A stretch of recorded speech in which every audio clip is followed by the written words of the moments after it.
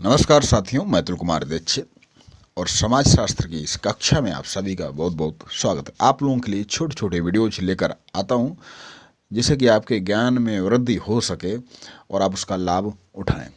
तो पिछले वीडियो में हम लोगों ने समाजशास्त्र के बारे में, उसकी यात्रा, उसका विकास, उसकी उत्पत्ति, उसकी परिभाषाएँ और कब कैसे किन चरणों में उसका विकास हुआ जाना। आज हम लोग ये जानेंगे कि समाजशास्त्र के विकास में योगदान देने वाले प्रमुख देश कौन से हैं।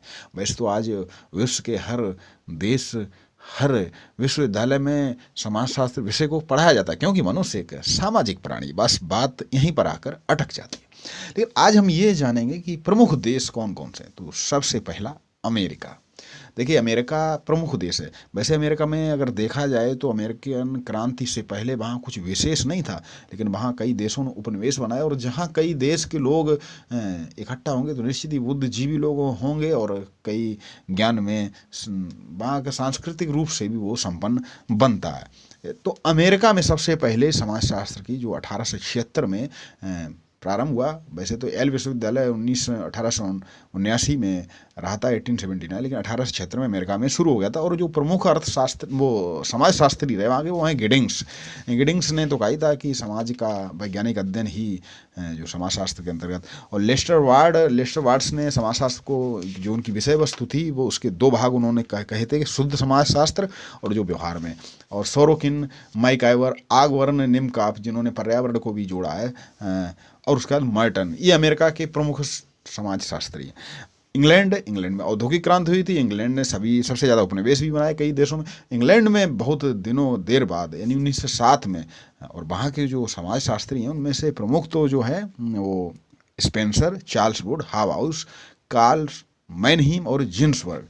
तो कार्ल मैनहीम और जिन्सबर्ग, स्पेंसर, ये प्रमुख समाजशास्त्री हैं जिनके बारे में बहुत कुछ पूछा भी जाता है।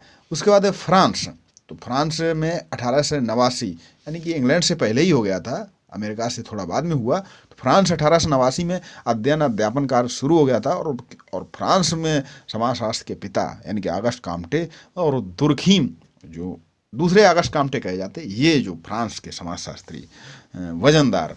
जर्मनी, तो यहाँ के प्रमुख विचारक, जर्मनी को हिटलर के नाम से हम लोग जर्मनी को जानते हैं। तो यहाँ के जो प्रमुख विचारक हैं वो सिमेल टॉनी, बार्नवीज, वीरकांत और कार्ल मार्क्स जो थे वो मजदूरों की बात कहते थे और सत्ता को उखाड़ फेंकने की बात कहते थे, जो सत्ता मजदूरों के लिए काम ना करे।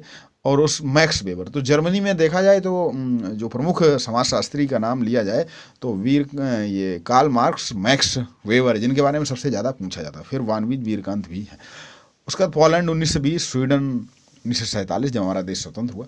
और भारत में 1919 मुंबई में पैट्रिक गिट्स के अधीन, उनके देखरेख में समाजशास्त्र का विकास हुआ। तो ये थे समाजशास्त्र के विकास में योगदान देने वाले प्रमुख देश और उनके विचारक।